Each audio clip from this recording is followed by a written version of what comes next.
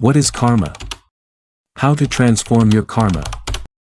Have you ever wondered, why do some people seem to suffer endlessly, while others thrive with ease, even when they do wrong? Why does a kind, selfless mother fall ill, while someone who cheats and lies drives a luxury car and sleeps like a baby? Is it fate? Is it luck? Or is it something deeper? You may have heard the word karma thrown around casually. What goes around, comes around. But karma is not just about punishment. It's not some cosmic revenge. Karma is you, your thoughts, your choices, your deepest intentions, echoing through time like ripples in a vast ocean. You see, most of us are carrying a weight, unseen, but deeply felt. It's the result of what we've thought, said, and done. Across days, years, maybe even lifetimes. And this weight, this karma, it doesn't just happen to us. It's not some force out there waiting to strike. It is a mirror, reflecting back the seeds we've sown, with or without our awareness. But here's the truth no one tells you: karma is not fixed. Karma can be transformed. This isn't about superstition, this is about waking up, because if karma is the echo of our past, then transformation is the power of our present. You don't need to be perfect, you don't need to erase the past, you just need to start seeing. In this journey, we won't just ask, what is karma? We'll ask the real question: how do we change it? How do we live free of its weight? And the answer might just change your life. Let's begin. Karma, what does it really mean? Is it destiny? Is it fate? If you believe in karma as just some punishment or reward, handed out by a higher power, you've misunderstood it. Karma isn't about fate, it's about seeds. You see, karma is not a force that punishes you from the outside. It is the echo of your own actions, thoughts, and words. It's like planting seeds in the soil of your mind. The seeds you plant, they grow, and the harvest you get is a reflection of the seeds you sowed. Imagine this: you're standing in a garden, it's quiet, you've got a handful of seeds in your palm. You could plant a seed of kindness, you could plant a seed of hatred, you could plant a seed of compassion, or of selfishness. But here's the truth: each seed, no matter how small, grows into something, and what it grows into will come back to you. It's not about luck, it's not about punishment. It's the natural law of cause and effect. We often look at the fruits of our life, the successes, the struggles, the relationships, the peace or chaos, and we wonder, why me? Why this? But the answer is simpler than we think. It's not about some external force choosing you, it's about what you've been planting all along. Let's break this down. When you act with kindness, when you show compassion, when you let go of anger, resentment, and fear, what happens? You start to feel lighter. You start to attract more positivity into your life, and the fruits of your actions, they come back, sometimes in ways you don't expect, but always in alignment with what you've sown. But, just like a garden, not every seed grows perfectly. Some may struggle, some may take longer to bloom, but the beauty is, every action you take is planting something, and you have the power to choose. Now, you might wonder, does this mean we're stuck with our past karma? Can we never escape the consequences of our previous actions? The good news: you can change your seeds, you can start planting new ones, today. But how? How do we start planting new seeds? Even if we feel weighed down by the past, that's what we'll explore next. Imagine you're standing at the edge of a dark forest. You've walked this path many times before, it's familiar, it's comfortable, and yet something inside tells you that it's time to leave this path behind. This forest is your karma, the chains of past actions, thoughts, and choices that have shaped who you are. They seem unbreakable, you feel trapped by them. But here's the secret: you are not the chains. You are the one holding the key to your freedom. Let's take a moment to reflect. How often do we feel like we're stuck, trapped in patterns that seem impossible to change? No matter how hard we try, you might feel like your past mistakes, your wrongdoings, your regrets have locked you into a life of suffering, of unending consequences. But that's the illusion. Karma is not a sentence, it's a mirror. It reflects back what you have created. But mirrors don't control you. You can change your reflection. To break the chain of karma, you don't need to erase the past. You don't need to pretend it never happened. what you need is to understand the root of the problem and take responsibility for it. Let's break this down. Karma, at its core, is about intent. It's the energy you create through your actions, words, and thoughts. When you act out of anger, fear, or selfishness, you are creating negative karma, but when you act from a place of love, compassion, and wisdom, you are planting positive seeds. Here's the good news: you can start fresh. You can make new choices today, choices that will shape your future, your destiny. How do we do this? Mindfulness is the key. When you become aware of your thoughts, when you start to see your patterns of behavior, you take away the blindness that keeps you trapped. Start by simply noticing. Notice when you feel angry, resentful, or fearful. Notice when your mind wants to jump into old, familiar patterns. And in that moment, stop, take a deep breath, and choose a new response. It's in those small moments of awareness that your karma starts to shift, but there's more. Forgiveness is one of the most powerful tools in breaking the chain of karma. Forgive yourself, forgive others, forgive the past. Forgiveness doesn't mean you forget or justify the wrongs that have been done. It means you let go of the anger and the resentment that keep you tied to the past. Forgiveness is like cutting the cords that bind you to the old stories. It's releasing the weight that has been holding you down, so you can finally rise. You don't need to carry it anymore. The chain can be broken. So, as we move forward, remember this: the key to breaking the chain of karma isn't in some magical ritual. It's in conscious, deliberate action, moment by moment. It's in understanding that the past doesn't define you. You are not your mistakes. You are not your regrets. You are the creator of your future. The choice is yours. And with every small, mindful step, you are transforming your karma and your life. In this fast-paced world, where everything moves at the speed of light, how often do we truly stop and just be? How often do we sit with our thoughts, our feelings, and truly experience the present moment, instead of rushing to the next thing, the next goal, the next desire? The truth is, most of us are walking around in a fog, distracted, on autopilot, disconnected from what's really happening inside and around us. But here's the paradox: only when you stop can you truly move forward. This is where mindfulness comes in. Mindfulness isn't some mystical practice. It's not about reaching a state of perfect peace, or meditating for hours a day. It's about awareness, in every moment. In everything you do, mindfulness is the practice of being fully present, of paying attention to the now. It's the act of noticing what's happening inside and outside of you, without judgment, without distraction. But why does it matter when it comes to transforming karma? Let's look at it this way: karma is born from intention, and intention is born from the mind. If your mind is scattered, if you're not aware of your thoughts and feelings, then how can you make conscious choices? In every moment, you are either reacting or responding. When you're on autopilot, you react based on old habits, old patterns, and unconscious conditioning. And when you react, you are often creating negative karma, without even realizing it. But when you bring mindfulness into the picture, when you slow down and truly see what's happening inside of you, you begin to make choices, not out of impulse, but out of awareness. You notice the anger rising in your chest, but instead of reacting, you take a deep breath, you pause, you give yourself a moment to choose, and in that pause, you find the space to respond with compassion instead of aggression, with forgiveness instead of resentment. This is the power of mindfulness. It's the ability to step outside the automatic patterns of your past and create a new path, a new way of being. Now, let's dive deeper. What happens when you start to become aware of your thoughts and actions? Moment by moment, you begin to notice patterns that are rooted in your past karma. Maybe you notice a tendency to judge others, to criticize, to seek approval.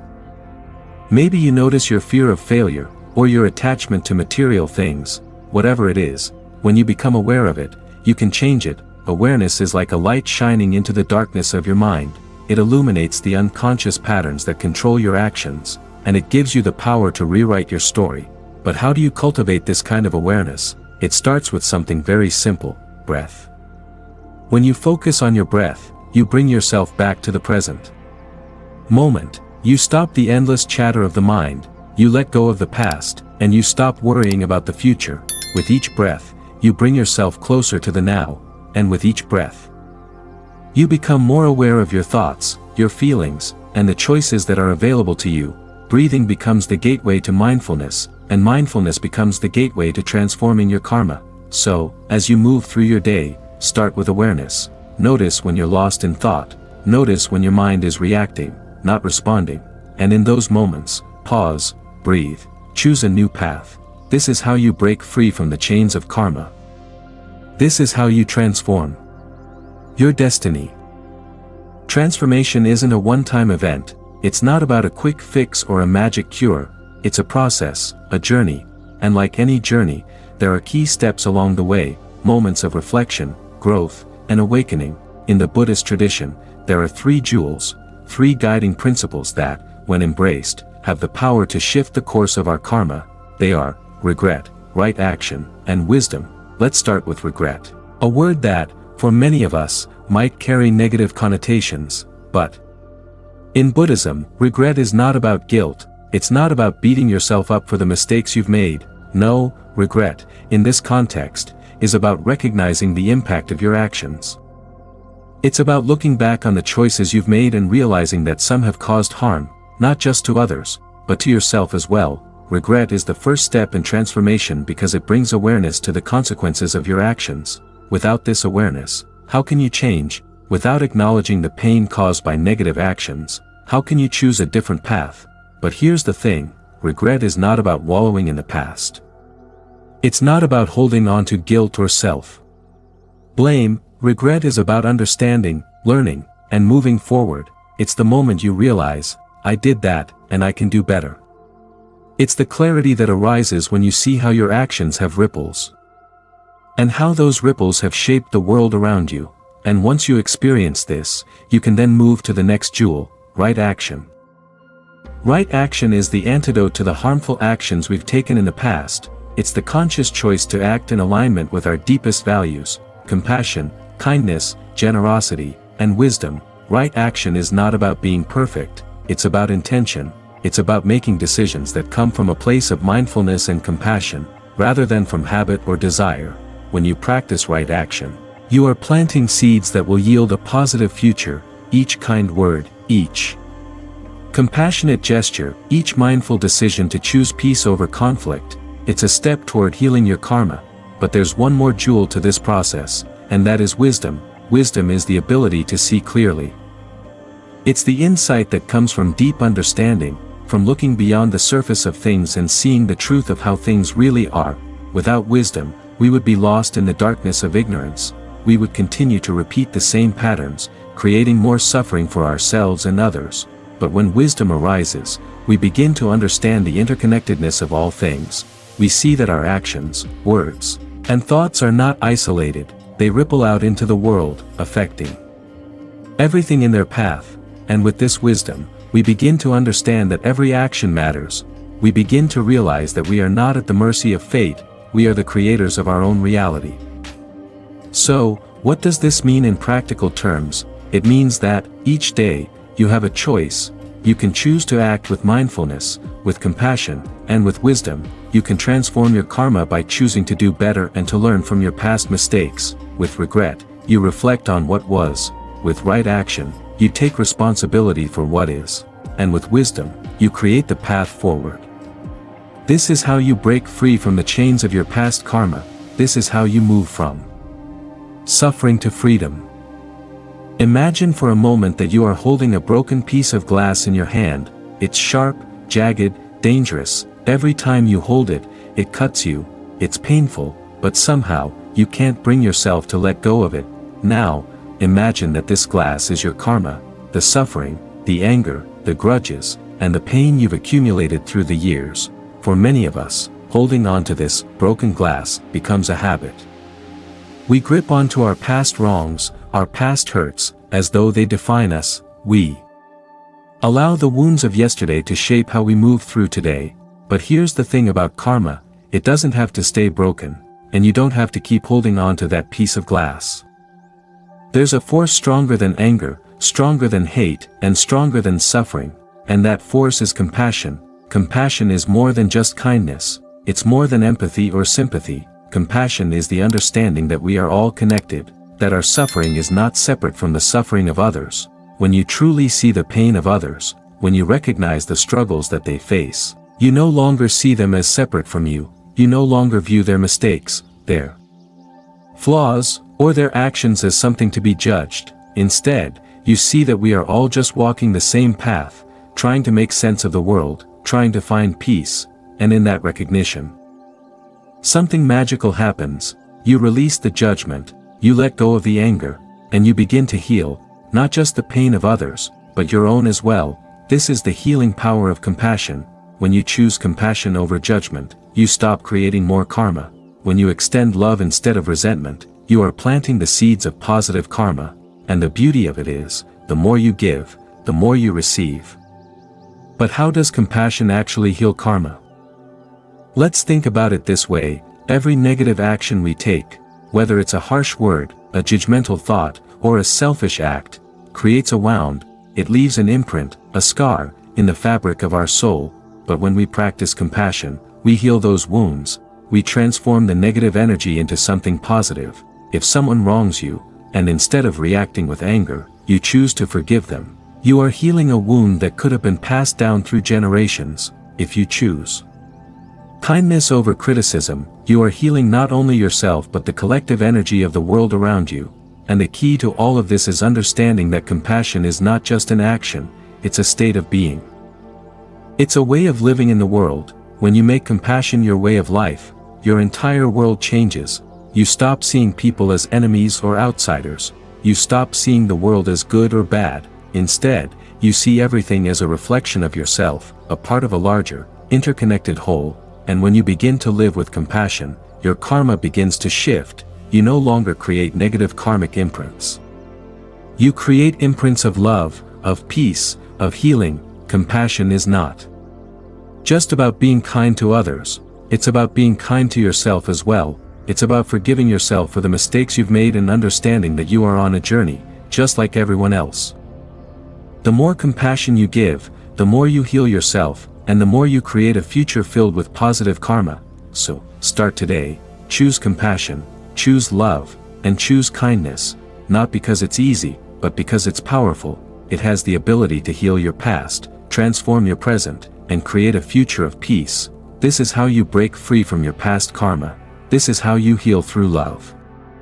This is how you create a life of true freedom. In our lives, we often find ourselves grasping. We grasp at people, at things, at moments, desperately holding on, as if they will last forever. We try to make everything permanent, as if the fleeting nature of life can be controlled. But here's the truth that the Buddha taught us: nothing is permanent. The happiness you feel today, it will change. The sorrow you face today, it will pass. The people you love, the things you cherish, and even your very life, they are all impermanent. This may sound harsh at first, but it is the key to ultimate freedom.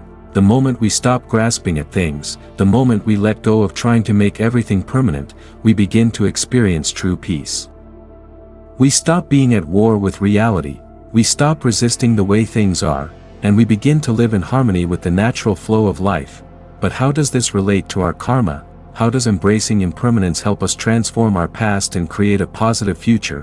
When we grasp onto the past, when we cling to our past mistakes, past wrongs, or the weight of our karma, we are ignoring the truth of impermanence.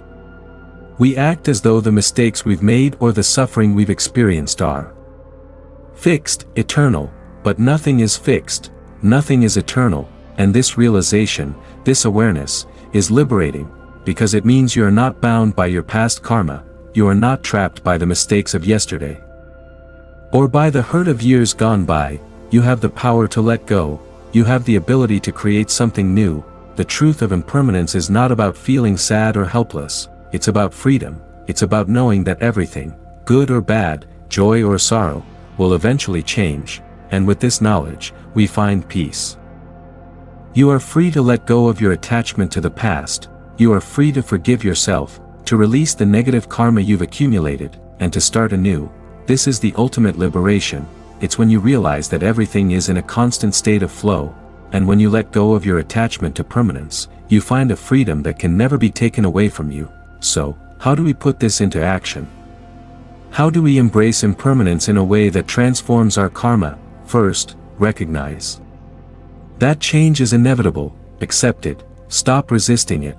When you stop fighting against the flow of life, you begin to embrace it. Second, forgive, not just others, but yourself, release the guilt, the regret, and the anger that has been holding you back. Understand that these things are just like the leaves falling from a tree, they are temporary, and they do not define who you are. And finally, live fully in the present. The present moment is all we have. Don't wait for life to be perfect before you live it. Don't let your past karma or the fear of future mistakes stop you from enjoying this moment right now. When you live fully in the present, you are free from the chains of your past. You are free to create a future of peace, joy, and kindness. And as we come to the end of this journey, remember, you are the creator of your own karma. You have the power to heal, to change, and to transform, and you have the freedom to live a life of peace and love. If this message resonated with you, I encourage you to subscribe to the channel and hit the notification bell so you don't miss any future insights into transforming your karma and living with wisdom. I would love to hear your thoughts. What part of this journey spoke to you the most? Drop a comment below, and let's continue this conversation. Together, we can create a world filled with compassion, love, and understanding. Thank you for being here, and I look forward to seeing you in the next video. Until then, take a moment to breathe, to reflect, and to embrace the truth of impermanence.